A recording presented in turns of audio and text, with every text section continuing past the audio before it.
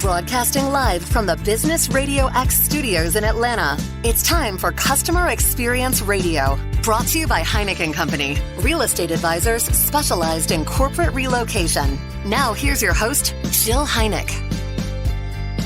Welcome to this very special edition of Customer Experience Radio. I'm your host, Jill Heineck. I'm a business owner, real estate advisor, and customer experience enthusiast.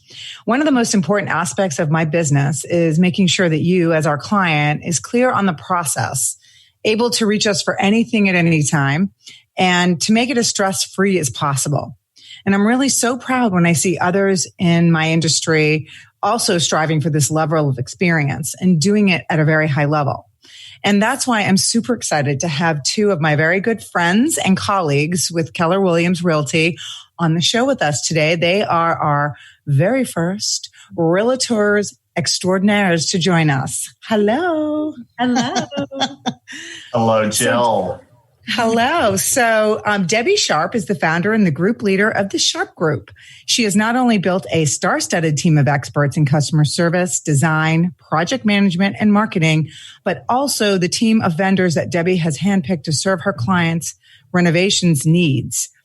Debbie's clients enjoy priority scheduling, relationship pricing, and white glove service from some of the top companies in the Bay Area on any budget and timeline. Prior to her career in real estate, Debbie had 14 years of leadership experience at Nordstrom, where she held several leadership and buying assignments that led to her final assignment as the store manager of Nordstrom in Palo Alto. And after leaving Nordstrom, Debbie launched it to her real estate career and quickly became a rising star. Within a few short years, she became one of the top agents in the Peninsula San Francisco area. Brady Sandahl of KW Luxury Homes in Palm Springs, California, is widely recognized as one of the leading forces in the Greater Palm Springs Coachella Valley real estate market, being recognized in 2019 as Coachella Valley's highest producing team and the only team who sold over $100 million in volume within that year. He was also the co-host of The Desert's Home Makeover in the Desert and has presented on several HGTV shows, including National Open House and What You Get for Your Money. Welcome, Debbie and Brady. Thank you, Jill. I am so happy to have you both here. You know, ironically, Jill, Debbie and I both had a strong career with Nordstrom. Debbie took it to a higher level. I stayed more in the customer side of it, but she and I, we came from the same drinking fountain, compliments of the Nordstrom family. So it's great to be on the show with her today. Yes. Hi, Brady. It makes all the sense in the world to me, knowing who you are and how you both run your businesses. Brady, so let's talk a little bit more about that, your background. So you were at Nordstrom at some point, and then talk a little bit more about where you've gotten your foundation. Yeah, well, it started by being a consumer at Nordstrom at a very early age and then wanting to work there so badly that when I applied and they said no, I simply went to their sale date and dressed up and started folding clothes. And ironically, one of the leaders of the company saw me doing that and took me under his wing and put me to work right away. But I learned the importance of customer service, which is you take care of your internal customers first.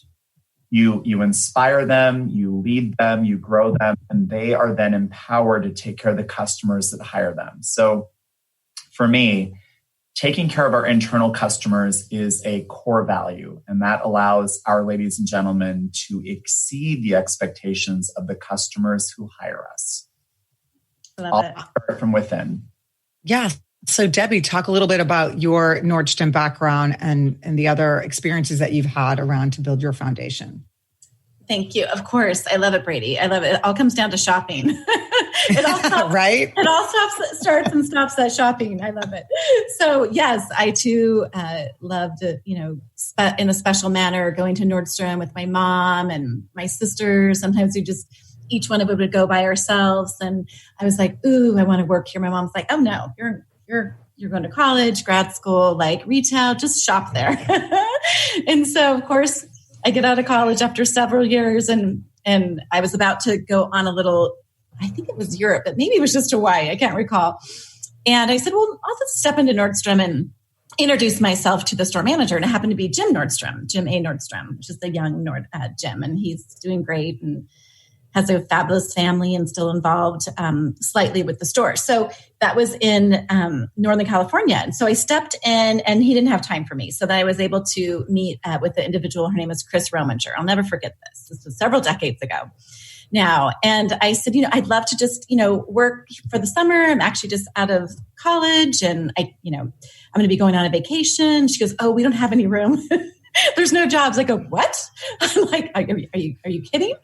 And she goes, and then I came back several times because I was like grabbing makeup, shopping. I'm like, oh, I'll buy a pair of shoes, trying to be sly about it. I'm like, oh, hi, Chris. I'm just stepping in. And so then and she goes, okay, well, you can get hired for the half yearly sale. If you do a good job, you might be able to stay. I'm like, okay, I'll do a good job. And so that's how it started. I started at the June half yearly sale. I think I've never hung and folded clothes more in my whole life. And from there, I started a career at Nordstrom. And I just said, I want to learn. I want to do this. How can I, how can I contribute? And then from there, from within, like Brady illustrates with his current team, and what we learned at Nordstrom is kind of elevating folks within the business community. And I just worked my way up as a assistant manager, and then of course my last role was at the Stanford store in Palo Alto, and that was just under $100 million building. It was like 98 when I departed in 2003. So let's. So I'm sorry to interrupt. So so both of you think of. If you can think back to something that one of the Nordstroms said to you that stuck with you as we're talking about the customer experience and how to create that environment. What is something that stuck with you that they have said to you during your experience there? Oh, for me, Nordstrom started, as Debbie knows so well, as a family business selling shoes. And the family started the company with the goal of selling shoes. But what they realized is that they had to create a brand platform, brand standards that others could execute. And so they poured an enormous amount of thought and energy into selecting, not hiring, but selecting the right ladies and gentlemen to represent that brand, that initial brand standard back when the company was started. And they never lost sight of that. And I think where companies go wrong is they put a lot of focus on the customer. And while that's not necessarily the wrong path, they've done it before they focused on their internal customer. Remember, the entrepreneur who is listening to your show right now, they've started the company, but eventually they've selected individuals to join them. And those individuals have to be so clear on the brand standards and the service platform. So when that entrepreneur is not in the room, the customer gets the same level of service. Remember, organizations are designed to do what they're built to do. And when organizations like Nordstrom or the Ritz-Carlton are built to take care of the customer, the entire organization will take care of that customer.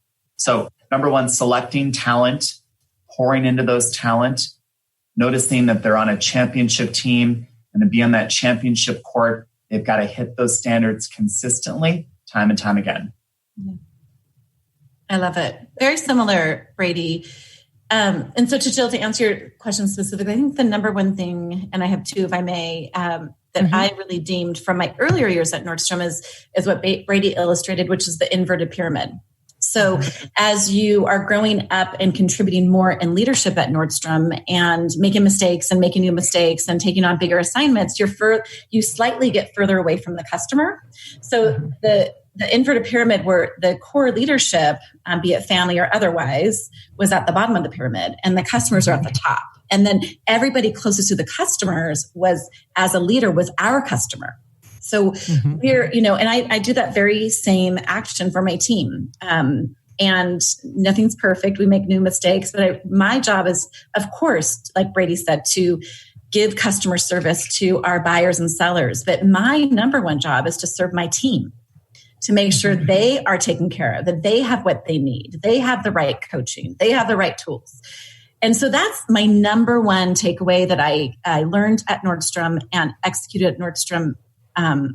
As I learned and made mistakes through that. And as I exited, I was very good at it because I had everybody giving me service to do a better job for my people.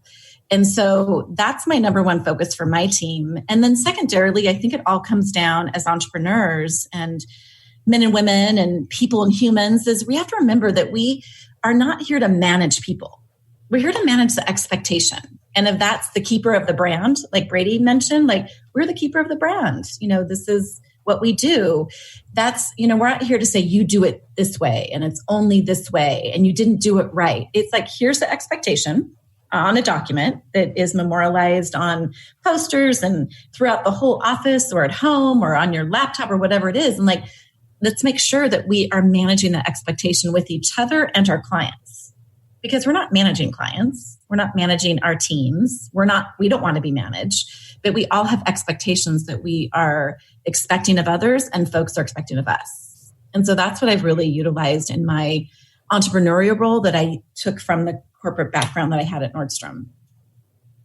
I love that. And, it's so true because specifically in our industry as realtors who are caring for someone in a life transition and making a giant investment, managing the expectations during the process is key. And I think that can make or break the experience, number one. It can also make or break the relationship. And everybody wants things to remain intact, right? And, I put myself in these positions a lot of the time and think, when I'm calling to get a quote on some work done in my house, I want to know what the process is. Are you then coming to my house? Are we doing a virtual? Am I walking you through and you giving me an estimate? Like, how long do I have to wait before you send me something in writing? And so I take all these, and similar to what you have done with your experiences in Nordstrom, I take a lot of my real life experiences over the last 20 years and really think about what would make me happier if this process went a certain way. How can I better manage my clients? So that is, I love that you take heed to this. And so with that being said, I'd love for each of you to touch on a little bit about maybe one or two things that you're doing that have been really impactful within your team. Because like you said, those are your internal customers. If they're not happy or they're not feeling engaged and morale isn't high, then we can't serve at a high level, right? Because they're helping you serve the client. So can you talk to a little bit about that? Absolutely. And Jill, what I want to say before we go into that is that you've always done a good job of delivering anticipatory service for your customers in Atlanta. That's what it gets down to. And Debbie, you do this also, which is you help paint a picture of the standard that you're going to hit, but also what's going to happen next. And really, customers don't hire you for character. They hire you for clarity. Mm-hmm. We sometimes forget that. Customers really want clarity. They may not say that, but they expect it. And that's what's going to cause them to go forward. If they feel comfortable and confident that you've communicated a clear path, they're more likely to hire. So Jill, two things that we do every day. We do a lineup, and we really brought this over from the Ritz-Carlton. It's what we call the 3G lineup. And that is we bring our ladies and gentlemen together right now through Zoom, and we go through the 3Gs. And why that's important is the 3Gs address the culture of numbers and the culture of people. The first G is gratitude. What are we most grateful for in each other? What are we most grateful for in our jobs, in our customers, in our experiences? The second G would be the goals. And we look at goals from obviously volume, and we look at goals of personal growth. But here's what's interesting. Companies fail because they don't talk about goals on a daily basis. True. Push the conversation down to a quarterly meeting, and that just gets awkward. If you talk about goals on a quarterly basis or even on a monthly basis, it may be too far away for the front end consumer and too far late for the customer employee. And then, of course, that third G, Jill, as you know, is the grit. What do we need to do today to make the customer experience better? So that daily 3G is something that we do really well at a high level on a daily basis. Now, the next thing, it's fun, but it's glamorous. Let me tell you. We have a core value system called Aspire, ASPIRE, where we anticipate, serve, perform, inspire, respond, excel. And at 4:45 Pacific, we get on the phone and talk about what did we do to put those core values into motion? How did we surprise and delight the customer in the interaction, not the transaction, in the interaction that reflects those core values of Aspire? Because when you talk about culture, it's what you do and how you do it. And when we talk about it daily, it shows up daily. If we don't talk about it daily, it won't show up daily. And customer experience, as Debbie said earlier, it's going to be defined one of two ways, either by you, the entrepreneur, or by the customer. It's a lot more exciting when you set the standard and everyone knows the target. Mm-hmm. I love it. Absolutely. Debbie. Oh my gosh. Woo. I took notes. I'm like typing. I love it, Brady. And my fingers hurt. Okay, good. I love it. I love to contribute and learn. Holy crap. So we do similar, but not the same. And we can always, we love to learn and execute at a higher level. So on a daily basis, Monday through Friday, we have what we call the Sharp Group Huddle. And so we do that every morning at 10 Pacific, of course. And it's something that, that we set the precedence that, yes, we don't say it's mandatory. We just make it fun and it's consistent. It's like brushing teeth, working out, having breakfast, whatever that you do. It's just like clockwork. So I used to, of course, like remind, like, can't wait to see you. And now it's just like, boom, we're there. And you're like, hi, good morning. And we go through the lineup as well through all of our team. And it's all about like giving gratitude to our team, each other, and talking about our wins and also, visiting about our opportunities. It's okay nobody's perfect here. And we're not looking for perfection, nor is our client community, right? But we like to make new mistakes, not the same ones. So we like to understand, like, how can we improve and what's better and what are systems? So we just roll through the lineup of our team and talk about what's working, what can work better, again, opportunities, strengths, and then just kudos. So we do that 10 to 10:30 on a daily basis. The sales team connect over the weekend, but it's not a specific time. It's more fluid. And then we are really trying to, of course, with our SIP platforms, still certainly see each other with proper social distancing outside and really having that some face-to-face time within the Sharp group and then our client community and the broker community. So we're planning that in advance and not just go, oh, I miss you. Because then, we can be out. We're essential. We can be out. So we're planning that weekly, monthly, quarterly. And again, it's very safe and very high level and very fun. And then lastly, we're really just staying in close communication with our client and understanding how are we doing? What can I do for you? Our pleasure, or how, and calling without an agenda. We have an agenda because we're calling and reaching out, but we're not calling them for anything. We're not saying, can you do this? Or, may I have this? Or so I'm like, what are our weekly calls? And we just log them, the calling without an agenda. Like, how are you? Right. What can I do for you? How's your new puppy? And really understanding on a horizontal and vertical platform, just really what's going on in their world. And it's 1 minute. Or it's a text, right, or it's a call, or it's a voice call, So we're keeping it very fluid, very quick, very thoughtful, and very authentic.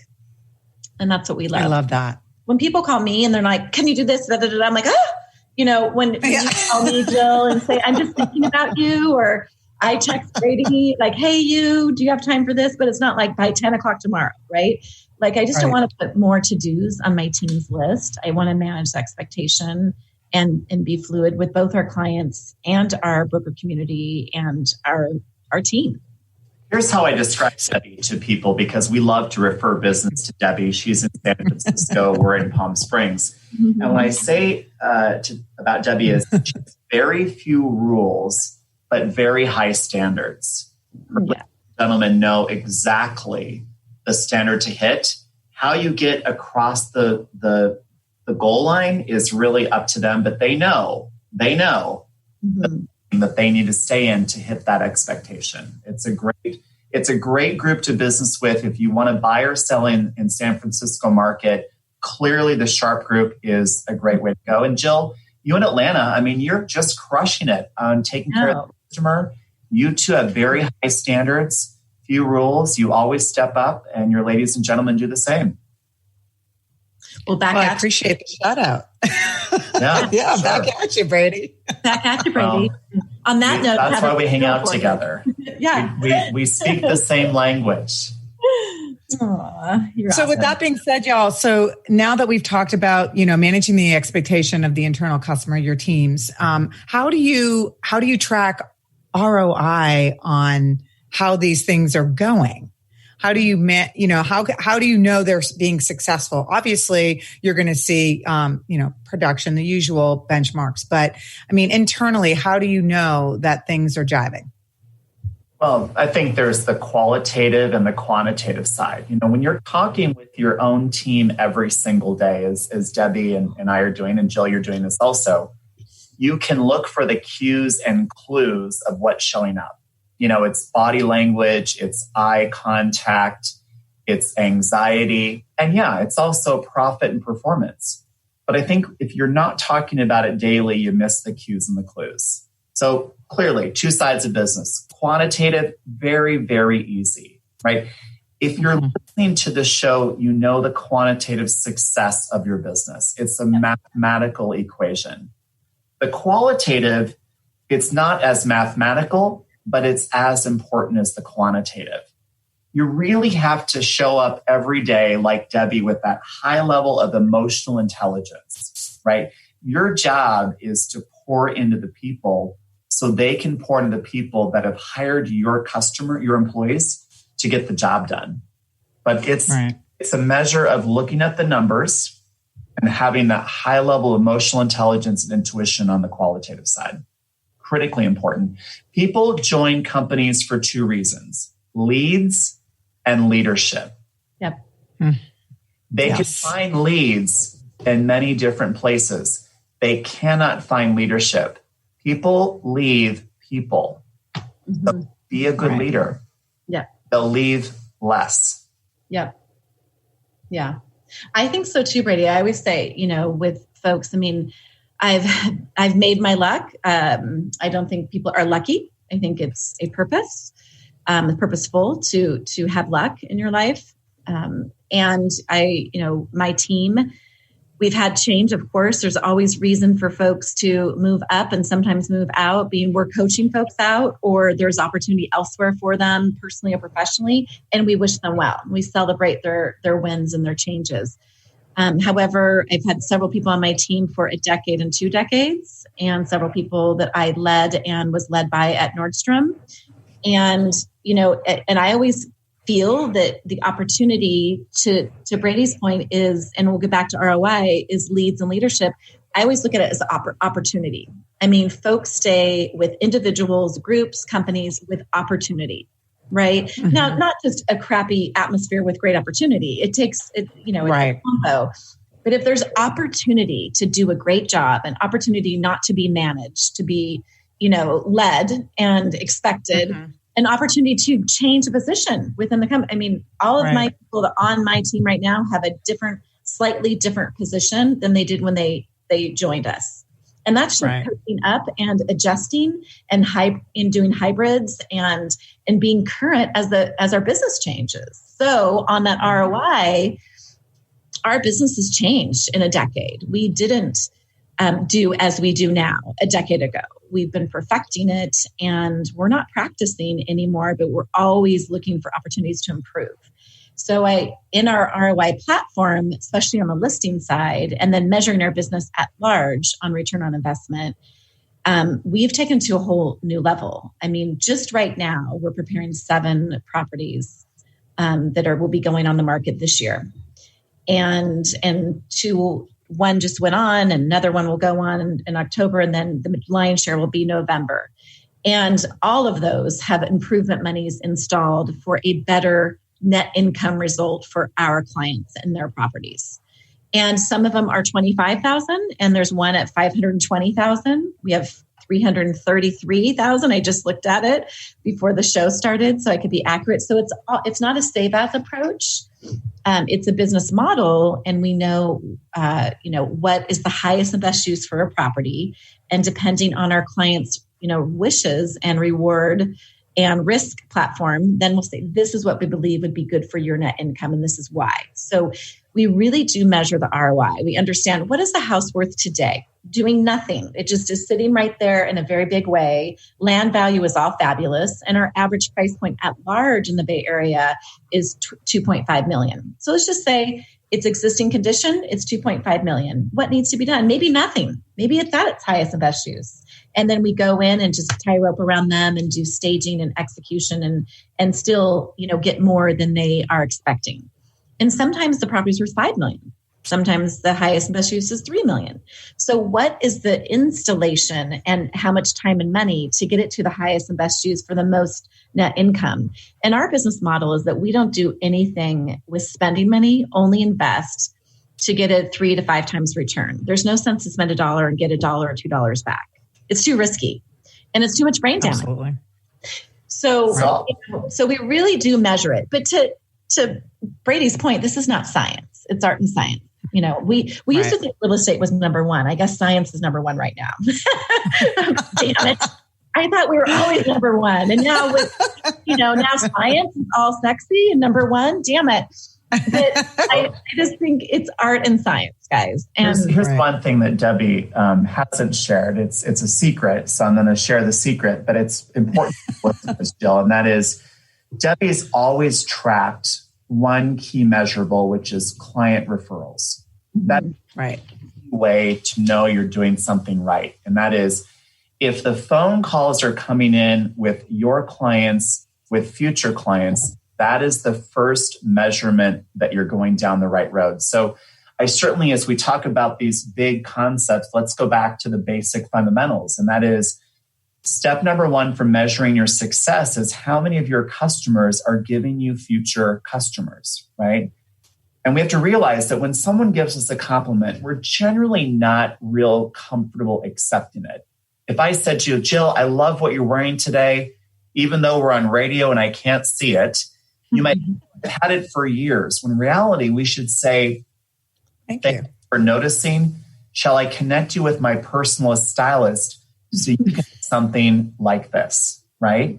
So that opportunity to say, wait a minute, the customer is calling in as a cheerleader. Measurement number one, let's be sure we're ready to gracefully accept that referral and take advantage of it. You know something right when your customers either call in with customer referrals or they're sending you gifts. You know you're on something right. Yep. I love it. Yeah, absolutely. And I think that, that was you kind of bringing me to my next point was, talking about what client feedback has been. And obviously when somebody sends you a referral, that in and of itself is feedback. But wondering if you're getting any specific feedback about the experiences that your real estate clients are experiencing, and if you're getting anything specific that you kind of notate and then track or watch. Sure. I mean, I love to start the conversation because I can see Debbie in my mind typing, right? But here. I've learned a lot from Debbie because she really has one of the biggest servant hearts in our company, and she knows luxury like very few do. What I love about Debbie and what I learned from Debbie is that customer service is ongoing. It's not a negotiable select out. And what we've learned about feedback is it should not wait till the very end. Right. Very hard to chase a customer after that interaction or that transaction has ended. So for those entrepreneurs listening, let's put more attention to the feedback at the front end of that relationship. Let's feedback check-in point early into the interaction, because that does two things. One, it allows you to pivot or recover the service if need be. And number two, quite candidly, it allows you to understand who else they know who'd like to feel the same level of emotional engagement they do right now. Let's take a lesson from Ritz-Carlton or Nordstrom. Yep. Understand how to surprise and delight their customers early on. Here's the analogy. If the three of us are in a restaurant having a wonderful deal together, we're enjoying that pasta we're having that glass of wine, maybe a second or third, I don't know. Yes. We're most likely going to fill out a survey at that moment and rave and crush on that restaurant. But if they give us a survey 2 weeks after, ladies, I'm not sure if we had pasta or salmon. I don't even know the name of that restaurant. You're like, what? Where were we? I know I had wine. We have to catch our customers when they're most emotionally connected. So what we've done is we've learned that in the wickedly, painfully boring art and science of selling real estate, there are 8 defining moments. And we surprise and delight our ladies and gentlemen, our customers 8 times in a transaction. Why? Because we can crush on them, love on them, ask how we're doing, and candidly ask for the business. Who else do you know who'd like to be as excited as you are right now? So for those listeners, look at the rhythm of your transaction. Don't wait till the end to chase for the feedback. Catch them at the front end. Look for the cues and the clues and see who else they know who connect you to future business. I love it. Love it. And I love it. And I also think it's so amazing that if you're front loading your service platform and you have a business model like Brady does, which is amazing. I know it's coveted. He shares. There's no competition at the top. I know Eric Hopper's like, oh, can you send me the 8? We're on a phone call. I'm like, we're not talking about that, Eric. Love you. But he's like, Brady's like, call my team. I got you. Love you. And I'm like, can we get back to the subject at hand? So I'm like, I love it. So then, what's so cool about that is as I said, there's no competition at the top. And as an entrepreneur, especially with Keller Williams within this group and our extended group. And again, it's not a country club. It's a big, 200,000 agents, company wide. And of course we have core, relationships. But again, I love the sharing. So that's number one. Number two is I really believe that without being Pollyanna and still having a business model, that we are focusing on surprising, delighting clients that aren't even our official clients yet. So in the interview process, we're not gifting them, we're not buying them. It's about this is who we are and how we operate. So, and it could be just understanding who they are. And when we're going to their home, we know that they have 10 kids or 1 kid or a baby and not over gifting. It's not showering. It's not trying, nobody, but again, it's front loading with knowledge because of course we're doing our research. And then I also, even before the interview process and well after the transaction process is how we behave at large, be it in our community and what we contribute and how we present ourselves. And I see folks online virtually now and or face-to-face that I may never officially interview with, but I would never walk by them without saying hello. And that really served me well. I will tell you, Blake Nordstrom taught me a lot. He was the hardest on my tail. And in my younger years at Nordstrom, I'm like, he's not my favorite. I don't like that. I don't like him. And then I learned I really did like him. I don't know if he was my favorite because there were so many favorites and he's not with us anymore. So it's a big loss, in my opinion, to the family and to the Nordstrom business community because he taught me a lot. And I knew this because my mom and dad taught me this, but he's like, Debbie, it's not about me. It's not about, he goes like, if I'm with you, it's okay that you act yourself. He goes, you need to be with your housekeeping staff and give them a hug or a high five. That's the core, right? And it's not about what position they're at. It could be a stranger on the street, in the elevator. Good morning, right? It could be anybody at the gas station, the grocery store, people that you don't see, people online, you're just waving to them because there's so many Zoom calls. It's not about like, okay, this is not a club or sorority, fraternity or country club. It's about like, okay, what is your service platform? What is your authentic opportunity to be a great human being and contribute. And that shows up. So when you're doing it on a business level and you're in business with somebody and you're servicing them and surprising and delighting them, it's natural. It's authentic because you're not being fake just because you're in business together. That's right. Right? So I will say I absolutely loved Blake Nordstrom. Blake to me was like the man I wanted to be when I grew up. And we were only, I think we were 8 years apart in age. Oh, wow. And he was someone that I looked up to in my entire time with Nordstrom, but I learned from him many things, one of which is what you just said, and that is the Nordstrom culture is the foundation of the organization. And to be a leader in Nordstrom, you have to stay in the foundation, meaning you have to be at the level of everyone in the organization, from housekeeping to restaurant to store manager. It's the foundation. Stay in the foundation of your core values. Yep. Show up with a servant, humble heart for the cues and the clues, and really pour into those ladies and gentlemen. I mean, that guy, he would be the first to pick up tissue paper on the floor. He'd be the first to realign a shoe rack. And that guy just never came in with a label. But when he entered the building, you felt it. You felt the positive energy of him in any store he walked into. Very gentle giant, right? And yes. So, and that service, I love it. Is so good. I mean, it just makes a big difference. And again, same with service. We're not buying our clients Teslas, not yet. I mean, Jill, Brady and I got you one. It's coming. Yeah, surprise. We're just going to ask Stone when he comes, the producer, like what color you want it. And then bam, Elon is done. It's an Oprah moment. Yes. Boom. Yeah. So, but I mean, guys, like as small as this Saturday, we have folks going into their beautiful over $4 million soon to be home, closing on Monday, and they're meeting all these great people, and we're lining it up. And I just, again, they're starting at 8:00, and of course we gave them their own personal code and got permission for them to go in, and we're joining them and giving them privacy, right? Style flexing, right? And then I said, okay, find out like what they drink. Let's just, make sure they have order them lattes or breakfast sandwiches. We'll have on property when they get and there. have them bring their dog. Yeah. It's okay. Bring Finn. Yep. Bring Quinn.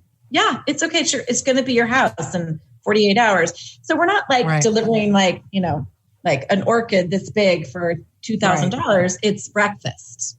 It's just a little, and it's a nice touch. It's a nice touch. Yeah. And they're just it's the gesture. It's Absolutely. the gesture. Right. Yeah, it's the gesture. We'll get a puppuccino for Finn and a little something for Quinn. And we know that they're like super young and healthy, and they probably don't drink anything but like soy this, soy that, this foam, that foam with a straw, blah, blah, blah. We got it. Well, look at the two clues that Nordstrom gave us early in, right? One was the piano. The basic use of a piano played in the store was a core value that everyone looked forward to as soon as they walked in that door. And then the second thing is and you love this department, Debbie, personal touch. Yep. Right? I mean, that was the department that you went to when you wanted to be really personalized. Mm-hmm. I think, that was the personal stylist. Yes. Yeah. Personal touch. Mm-hmm. Amazing. It's true, Brady. Yeah. Well, when you walk into a Nordstrom store, you automatically I'm calm when I'm walking in because I automatically start hearing the music, and I can just be in there all day, which is a detriment to my pocketbook. But it is a place where you can just hang. I mean, and feel like I just feel very relaxed when I'm in there. And I think obviously that gives way to a great shopping experience. But I think that those two touches are really instrumental in their success. Well, look at the fact that they're one of the few department stores, at least that I'm familiar with, that actually has a restaurant which serves alcohol. Yeah. Right. Yeah. I mean, they have a bar. They know, keep those men happy and those keep spending. That's how we roll. Well, and it's amazing, Brady, too, like what you take from your childhood or your previous business as an entrepreneur and you bring it into your world. And like, I'm a stickler about our fabulous clients' houses that we are representing to obviously sell big and fast. Mm-hmm. And I'm a stickler about music. Like it cannot be too high, not be too low. We use Bang & Olufsen. We have, of course, and they're portable. We have about 5 to 7 listens at a time, and every platform has music. And, and when it's not on, I'm like, hello, music director, music's on. Zach's like, I'm on my way. I go, put your mask on and get your tail here because the music is not, I love you. Bye-bye. And that can't be, and also we label every fan, like we can't have fans on, like, bathroom fans. I'm like, fan, do not turn it on. Fan, outdoor light. We don't put fans on. Like people don't like that noise. They want a little bit of music, not loud, no fans and crap on. And then just have the proper lights on. We're not doing surgery, no brain surgery here. We're not scalpeling people. Let's get the lights on to the right level. There's all this recipe. And I really learned that from growing up with my mom and how she expected things to be proper when folks came to visit, and that she wanted us to, have our bed made and breakfast had. And like, she just taught us how to, live and be energetic and give back to our family and our friends. You're giving the gift of a great experience and creating this ambiance. And that's exactly what you're describing, right? So that is the whole, that's the crux of the conversation is the experience that we're creating. We underestimate that. I mean, scenography is what Debbie's described, right? What does the customer see? What do they hear? What do they smell? What do they feel? What do they experience? Right. Something exactly with Carlton is that, we could do everything right, but still 67% of customers may not come back because the brand connection of the customer interaction was not strong. And scenography is part of that, of building that strength. So, as crazy as Debbie sounds with her relation of labeling fans, I absolutely drink that same Kool-Aid. I am a fanatic. Do not turn on the bathroom fans when showing a house. We don't need that sound going through the house, right? No. So we clearly, as part of the largest real estate sales force, which Keller Williams is, closed nearly $1 billion a day, of which we had 25 billion sell over $1 million. The largest real estate sales force really following the same playbook. So just like San Francisco, just like Atlanta, we don't turn the bathroom fans on during a showing in Palm Springs. It's not going to happen. It's the little things. Yeah. Like everybody. And then of course we always install new whisper fans just in case. Yeah. Of course. Right. It's doing well in our area. Before we wrap up this conversation could go on for hours. I know it. But before we wrap up, I'd love to hear maybe if you guys can share a wow or a surprise and delight experience that you recently had with a company in your local market or online, just to give us kind of like what companies you're doing business with. Just interesting to know. I think our listeners like to know that. Sure. Anything off the top of your head? Well, I mean, I'm a brand guy. Like I love brands, right? And I recently purchased a wonderful bracelet from David Yurman. Mm-hmm. Unfortunately, I was showing property and I caught the bracelet on something and it snapped. So I went into the David Yurman store and they explained that they were so apologetic about the bracelet that they would quickly have it repaired. So they set the expectation of what quickly meant. And when the bracelet was off being repaired, they checked in 3 times to let me know that the bracelet was in good hands. And it was almost like I had sent a child off to college and the door mother was letting me know that, that they're okay. Was okay, right? But what came back was the David Yurman bracelet in a David Yurman box, in a David Yurman bag. The David Yurman packaging. And what I learned is that the reinforcement of the brand, right? They took the fact that I ruined the bracelet. They took responsibility and they surprised me by rebranding. You know what I did? I went on to David Yurman and I bought more David Yurman packaging. That bracelet repair became a purchase, but that's what we want. We underestimate the importance of packaging. How we show up, packaging of what we want to buy. And we really want to make sure we put in our business that those customers that buy what we sell, it is about the packaging. Absolutely. You know? So go David Yurman. All about presentation. Go David Yurman. I love it. Absolutely. Debbie, do you have a recent experience you'd like to share?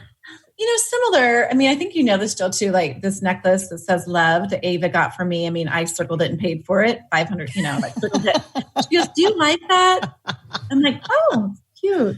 And then baby girl surprised you and bought it. And so, yes, I'm like, "Oh my gosh, I love it!" And of course, it was on my credit card. She's 13, so you got to give her a break. So this is I shop at Wilkes Bashford. And they do similar to what Brady, kind of shared. And folks like us that give a lot, I'm often let down, at either retail establishments or restaurants, or I'm a little, I try to still have fun. Of course, you know that, Jill, we do. And Brady, we have lots of fun when we travel and such, and we will do that again. But, I think that the small big things that Brady just illustrated, very similar. So first off, this chain broke and I love it. It's not a fancy piece, but it's one of my favorite pieces, and it's from my favorite daughter, my only daughter. And last year it broke. And so I'm like, crap. So first off, of course, I just texted my person at Wilkes. She goes, "Oh, no problem." She goes, "I'll come by and pick it up." I'm like, so that was number one. Number two, when she arrived at the house, she had another necklace for me by the same designer that didn't say "love," but it was in the shape of a heart. So she goes, "Why don't you wear this when this is gone?" And I'm like, "Oh, stop it." I make, of course I bought that damn piece. And then she goes, "And there's a couple other pieces if you want to just resonate with them." And I didn't buy anything else, but I used the loaner because it was the same rose gold, and I just love it. And then you're still loved while it's away. So of course, they repair it, bring it back. And then of course I bought the other piece, which I'm like, so funny. But little things like that, like to bring a temporary necklace to wear, not because it makes you look, it's going to sell more property. It's just like, they're like, "We want you to be loved while this is away." And we know this is from Ava. And I'm like, oh my God. I mean, that is so nice. Now she knew about how I circled it 10 times in the catalog. And then Ava and my assistant went down and picked it up and blah, blah, blah. So that's just huge. And I think that's fabulous. And it's a small gesture. And then I think too, what the Sharp Group does a good job of, and I know you both do because I know you intimately beyond just this radio show and Keller Williams at large, is that you're doing that, we're doing that for our people in our life. Be it you, Jill, I'd love to surprise and delight you with little things or big things like a case of champagne. I mean, like that's just nothing. And it's just something. And which was incredible, by the way. And it was just why would you send a bottle? Duh. It's so boring. Like, bam, do a case. And that still didn't break the bank. Pedestrian. So pedestrian. So, I mean, I just think that you didn't say, "Gosh, I wish I got gifts," or "Nobody loves me, I'm going to go eat worms," or you were just, taking care of your family and you had a lot going on. And I just want to be like, "Oh my God, I'm thinking about Jill." And Ava's like, "What should we get her?" Champagne. She likes champagne. And so then just take it to the next level without spending too much, right? We can't just throw money at everything, but, just a little bit, right. Like getting, $20 for breakfast on Saturday for our clients at their new house with dog treats and is really not going to break the bank. And it's still business savvy, but it's authentic. So I just feel like surprising. No, and it's also a giant, and just not to interrupt you, but I just wanted to say that as a giant impact. And that's the point. Like, it's not to break the bank and to show off. It's to authentically care for somebody. And, it could have been a bottle. It could have been a card for all, for me. And it's, to me, I'm all about the gesture. And I think that makes a big impact. And so to both you and Brady's points, in your businesses, you make a point to create these defining moments for both your team and your clients that you're in business with. And I think you also do that with your partnering agents.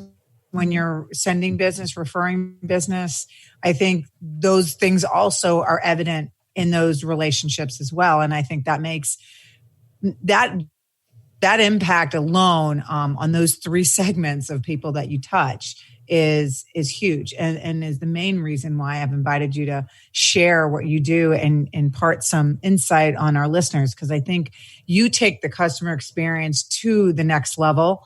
And I aspire, no pun intended, to go in that direction and be, and continue to improve on my clients' experiences and my team's experience. And so I really cannot thank you both enough for taking the time out to be with us today and share everything with us. Will you, Brady, just throw out your how people can find you online, et cetera? Yeah, absolutely. So we're all things Brady Sandahl, BradySandahl, based out of Palm Springs, California. And of course, phone number 760-409-1540. But again, everything online, Brady Sandahl. It'll be our pleasure to help you learn about options in the Palm Springs market or share with how we do things in customer engagement. I love it. Excellent. Debbie, how can we find you? So we're thesharpgroup.com. And my mobile is 650-766-5333. And there's 8 of us, Sharpies, we call ourselves, the Sharpies. I love it. Yes, we have Sharpie pins too. And yes, we're happy to collaborate, contribute regarding real estate or beyond real estate as it relates to our business models. And thank you, Jill, for having us. I respect you and adore you. And I'm glad to learn from you. And I think this is such a great idea. I've always wanted to know more about this radio show. You've been so committed to it and consistent. It's so savvy, so smart, and different. Thank you, my dear. So thank you, everybody, for listening. Again, if you are looking for real estate help, you want to make an investment or find a second or third home in Palm Springs, Brady's your man. And you can always reach out to the show page. And I'm happy to connect you there. His bio, as well as Debbie's, will be there as well. And Debbie and her team in the Burlingame area. She's just right up the street from the San Francisco airport. Yep. And she is your girl there. So you can always find them on our show page as well. And I want to again thank everybody for listening. I am really proud to share this show with you as these stories prioritize the customer experience as a legitimate business strategy, reminding us that no matter the business you are in, retail, real estate, or customer service, the customer experience should always be the heart of the business.